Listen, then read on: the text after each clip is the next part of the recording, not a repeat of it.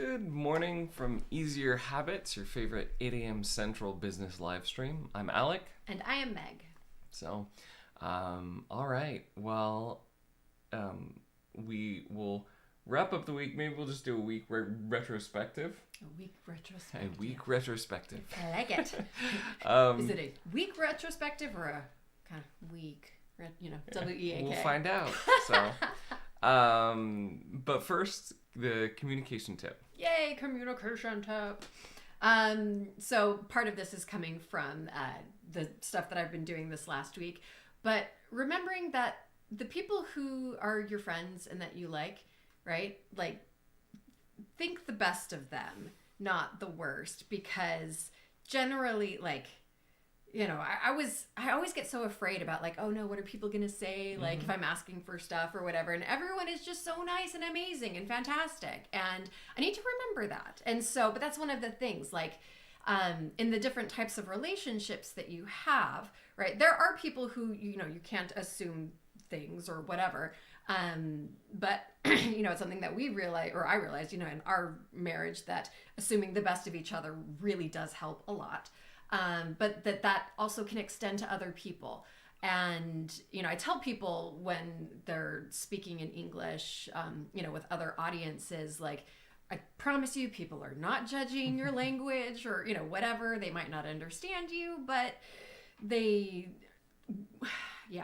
not trying to be mean or anything like that. So, but I think it's a good reminder for me as well, right? Especially with the people that I'm friendly with. So, yeah.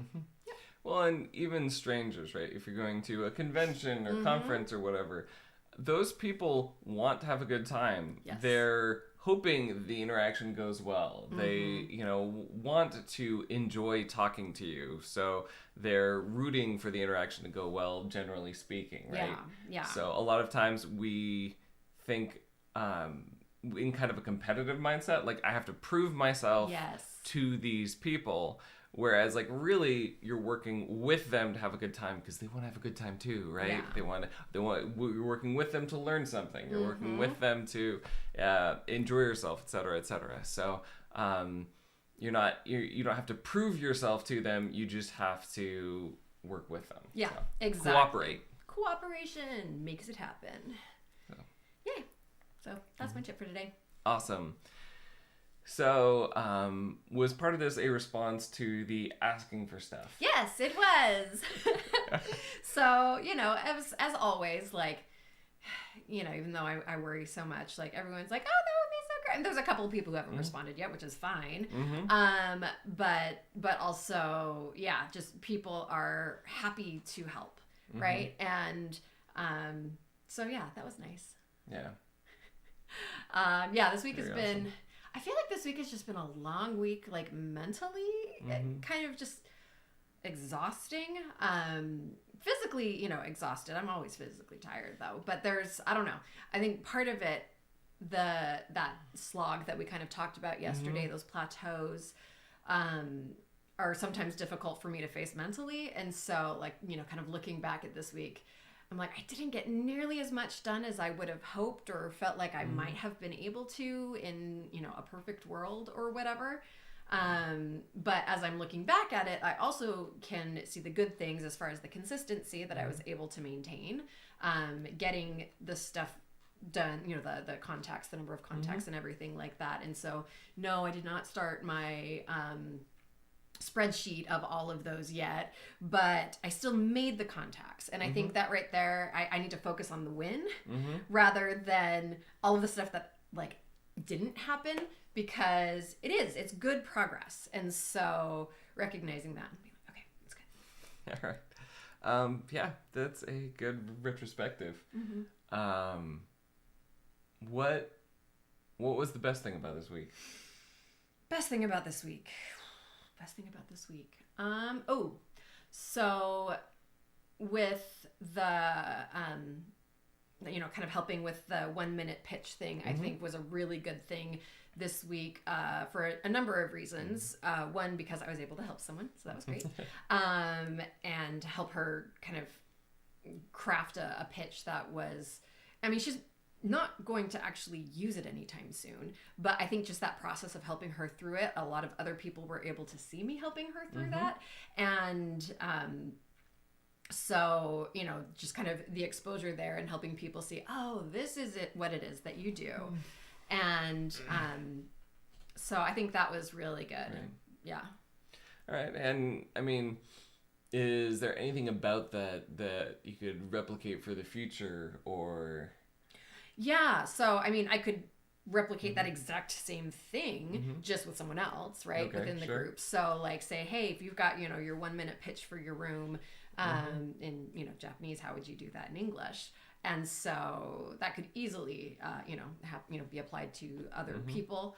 And then let's see, do other ways to, well, I talked about kind of like expanding and on that one from this week, and having the person who did it, I almost said her name, having you know, her help me with a thing that can even like demonstrate that. So yeah, I think there's a lot of expansion that can happen there, as well as we want to get this thing that she's doing out to a Western audience.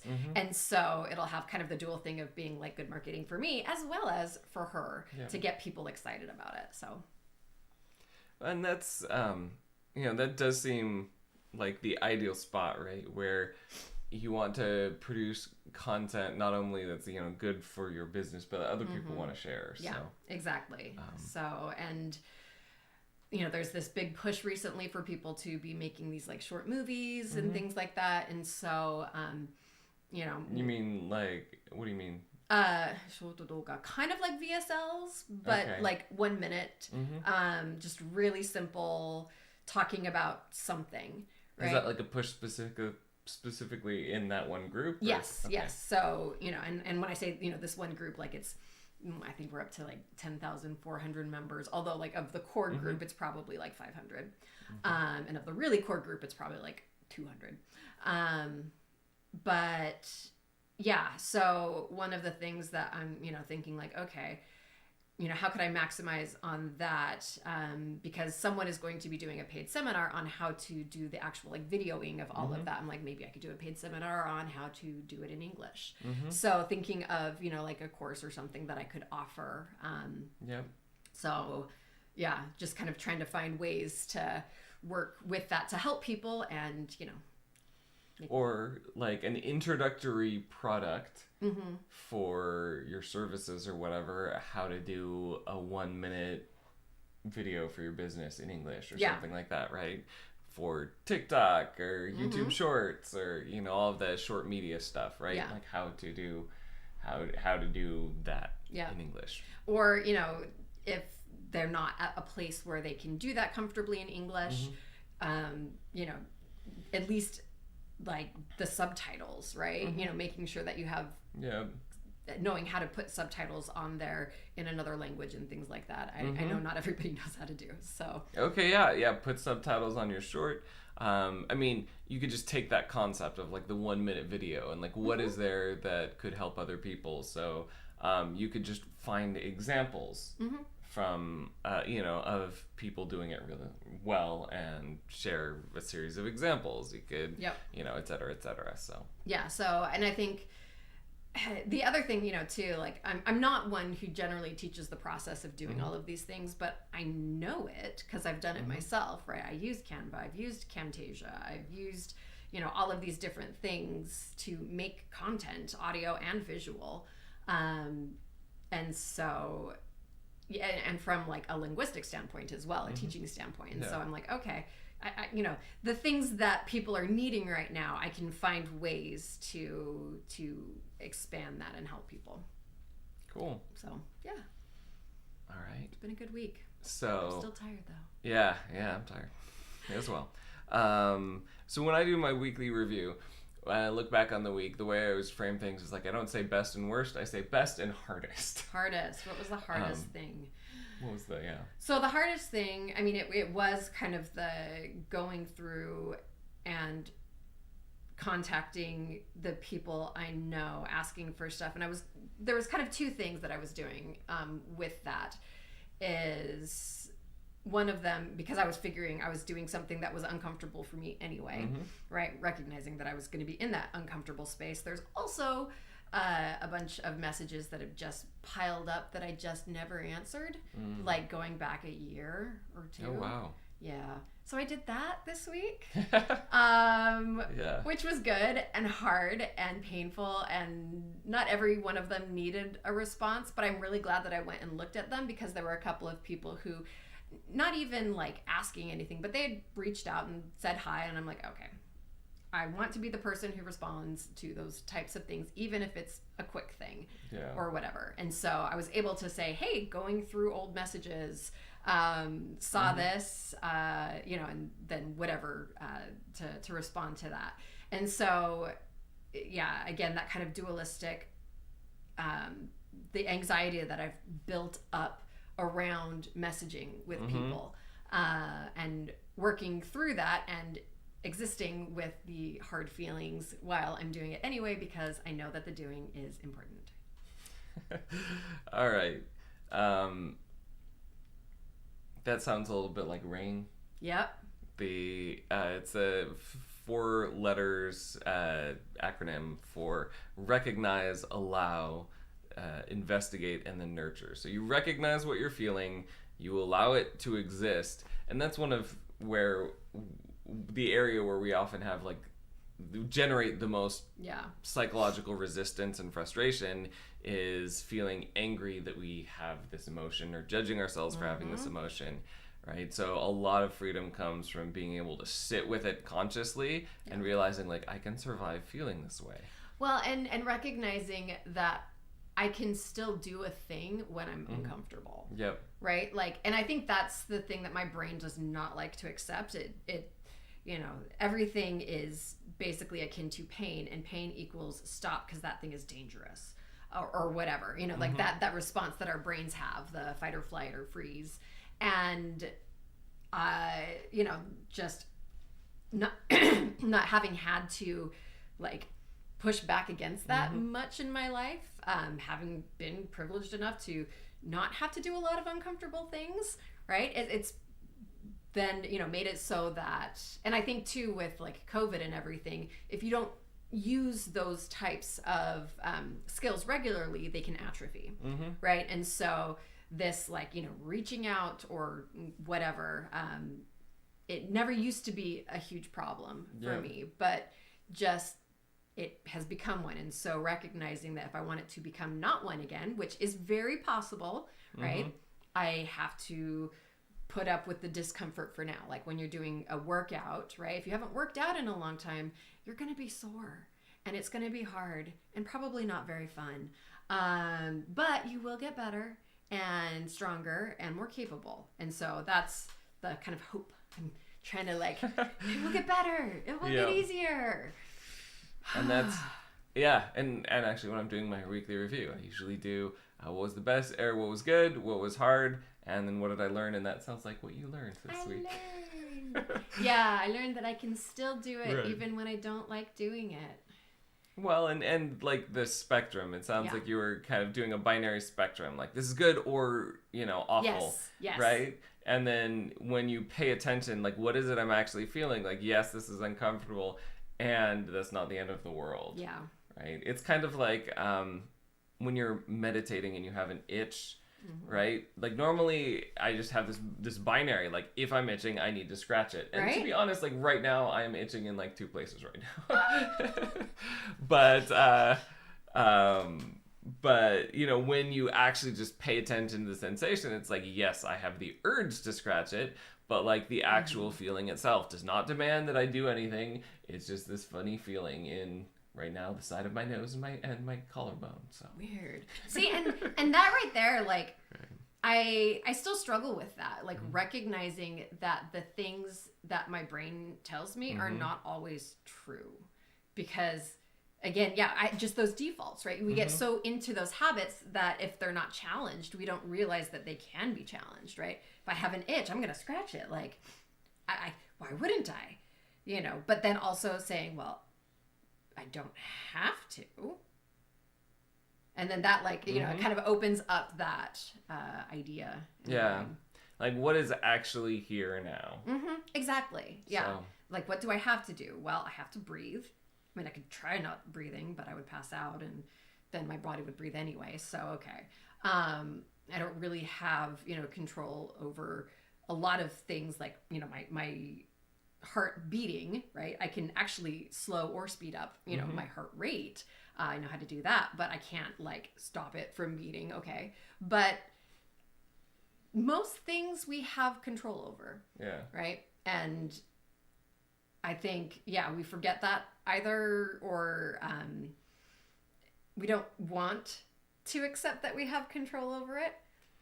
Well, and I guess I would say, you know, 95 to 99% of our experiences is stuff we generate in our head rather than literally what's in our environment, like just what's in our environment. Like sometimes it is very relaxing to be like, all right, what is like literally here, physically present with me right now? Yeah. Well, and, you know, having kind of both minds as well, that yes, I have, you know, agency to choose, like, you know, I don't know, if I'm hungry, am I going to eat? Am I not going to eat? What am I going to eat? You know, how much am I going to eat? There's so many choices, right? But that also, the way that, you know, we're made, it's to be efficient. It's to not think about things.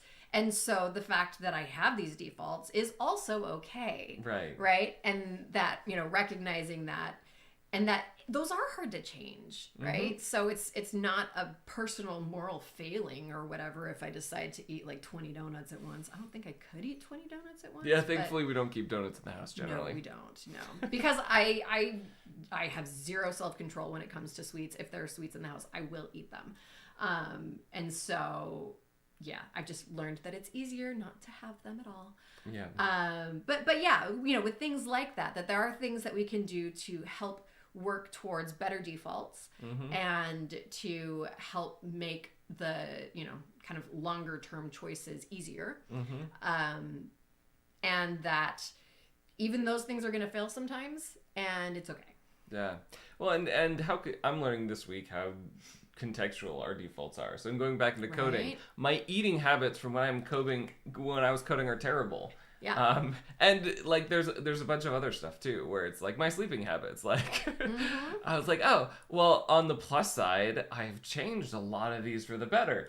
But now I have to go back and figure out how to do that as if, you know, I want to generate a lot of money in the short term as a coder. I'm like, wow, I need to now, all these things I have worked on over years, I now need to apply specifically to a context when I didn't do them, and that takes a little work and effort, right? Yeah. And so, like, you know, aspects of these things, right? Yeah. What's coming up for me, I'm facing a hard problem. I need more blood sugar. I need to eat something. I need to eat carbs right now, right? Recognizing, like, yes, that is generated in my head, but like, the ability to change it starts when I question it, but like also realizing, like, yeah, it's the fact that my brain has these defaults is also a real thing. Yes. Right? Like the fact that a lot of your experience is generated by these judgments your brain makes about your situation rather than the situation itself, you know, is not to belittle the you know, the challenge of like figuring out how to work with that. But so it's not like just saying it's all in your head. No.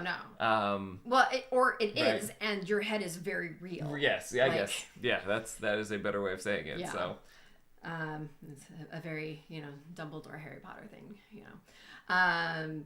You know, yes, this is all in your head, but that doesn't mean it's any less real or something like that.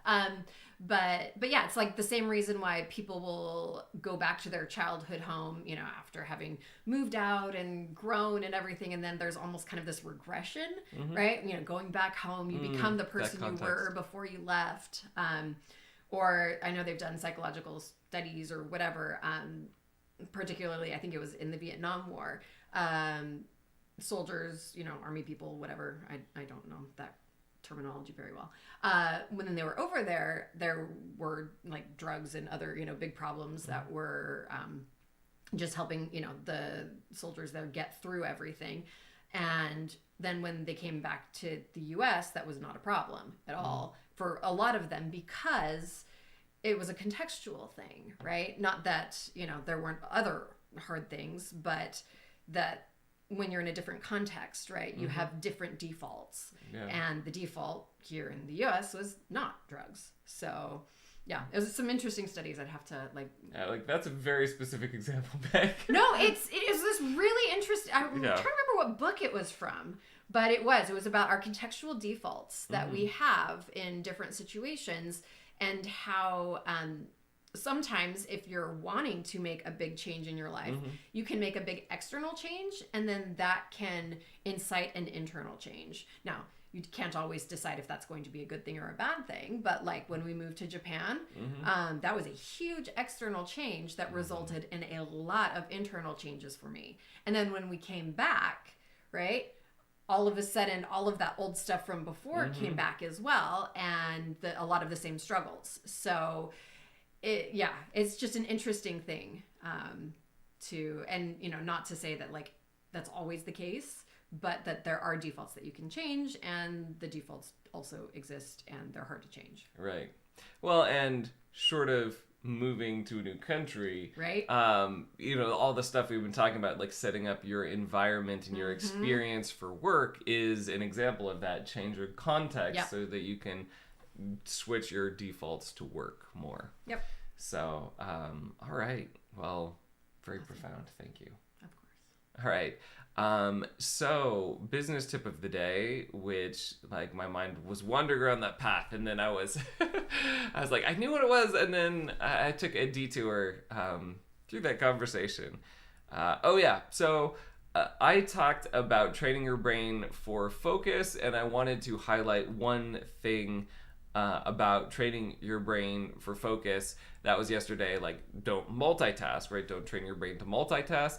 But I wanted to leave specific space for do have unstructured time with your brain.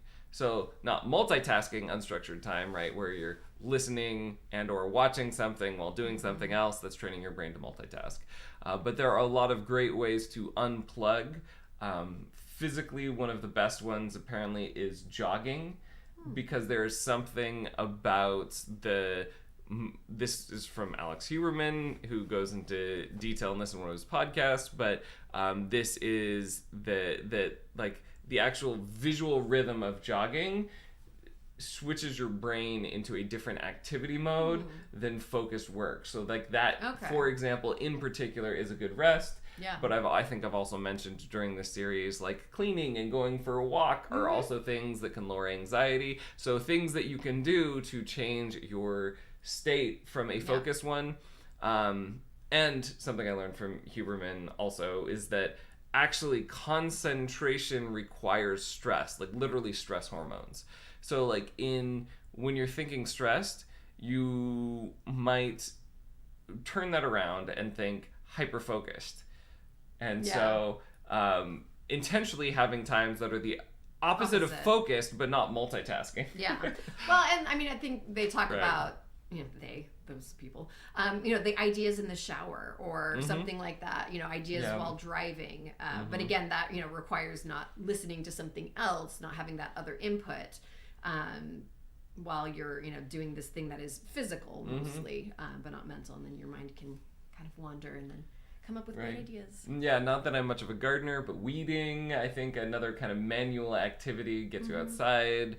You also don't have to think about it too hard. You can kind of let your brain wander and relax rather than be in a focused state. So find something like that. I think you get bonus points if it's outside, because it's always healthier if you're inside on a computer all day. But something that gets you moving, something that gets you outside, something with like physical activity but not too intellectually demanding is a great counterpoint to focus at different points in your day. And to be honest, that's something I need to work on next week. Okay. Sounds good. All right. Well, until Monday, make big changes, one small habit at a time. Bye. Bye.